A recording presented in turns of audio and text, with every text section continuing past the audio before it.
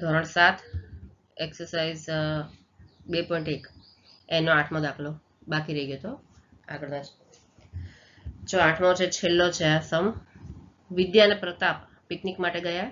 તેમની માતાએ તેમને વોટર બેગમાં 5 લીટર પાણી ભરીને આપ્યું. તેમાંથી વિદ્યાએ 2/5 ભાગ પાણી પીધું, પ્રતાપે બાકીનું પાણી પીધું.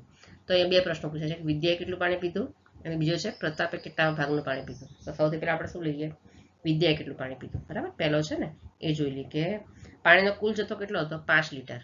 બરાબર, જો અહીંયા રકમમાં લખેલું છે કે પાણીનો વોટર બેગમાં 5 લીટર પાણી ભરીને એની માતાએ મોકલ્યું. કેટલું છે, 5 લીટર. તો આપણે શું લખશું, પાણીનો કુલ જથ્થો કેટલો છે, 5 લીટર. બરાબર, પાણીનો કુલ જથ્થો કેટલો છે, 5 લીટર છે. પછી હવે વિદ્યાએ 5 લીટર પાણીનો 2/5 ભાગ પાણી પીધું.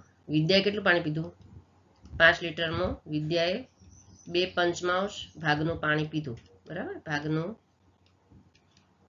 પાણી પીધું એટલે વિદ્યાએ પીધેલું પાણી કેટલું કહેવાય, 5 ગુણ્યા 2/5. બરાબર, માટે વિદ્યાએ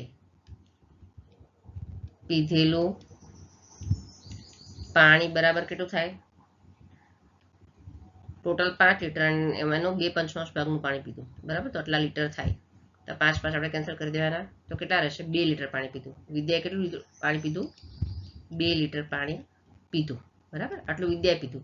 હવે શું કીધું છે અહીંયા બીજા પ્રશ્નમાં કે પ્રતાપે કેટલામાં ભાગનું પાણી પીધું. હવે કેટલામાં ભાગનું, જો અહીંયા શું કહે છે, આપણે એમને સમજવું હોય ને તો જો ટોટલ 5 લીટર પાણી હતું એમાંથી વિદ્યાએ 2 લીટર પીધું, તો બાકી કેટલું, 3 લીટર. હે ને, તો 3 લીટર પાણી પ્રતાપે પીધું. પણ કેટલામાં ભાગનું, તો 5માંથી આપણે ડાયરેક્ટ અહીંયા કરવું હોય ને તો આમ કરાય કે ટોટલ કેટલું હતું, 5 લીટર, એમાંથી 3 લીટર પાણી પીધું, તો 3/5 ભાગનું પાણી પીધું. આ જવાબ આવી જાય. પણ આપણે ગણીને બતાવવાનું છે. બરાબર, આપણે શું કરવાનું છે, ગણવાનો છે દાખલો. તો આપણે શું લખશું અહીંયા કે વિદ્યાએ 2 લીટર પાણી પીધું, પછી બાકી રહેલું પાણી કોણે પીધું, પ્રતાપે. તો આપણે શું લખશું અહીંયા કે બાકી રહેલું પાણી પ્રતાપે પીધું. કોને પીધું, પ્રતાપે પીધું. બરાબર, માટે ચલો માટે પ્રતાપે પીધેલું પાણી બરાબર કેટલું,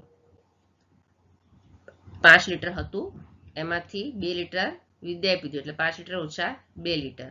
તો બરાબર કેટલું પીધું, એને 5માંથી 2 જાય તો 3 લીટર પાણી પીધું. પણ અહીંયા શું પૂછ્યું છે, કેટલામાં ભાગનું પીધું. તો શું લખવાનું, માટે પ્રતાપે પીધેલા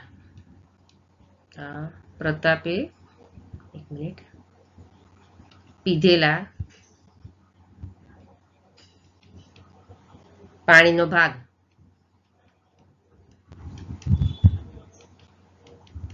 બરાબર શું આવશે, પ્રતાપે કેટલા પાણી બરાબર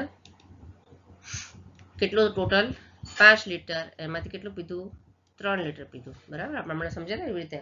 તો એણે કેટલું પાણી પીધું, બરાબર 3/5 ભાગનું પાણી એણે પીધું. આટલું પાણી એણે પીધું. બરાબર, આવી રીતે અહીંયા આપણું આ ચેપ્ટર એક્સરસાઇઝ નંબર 2.1 પૂરી થાય છે.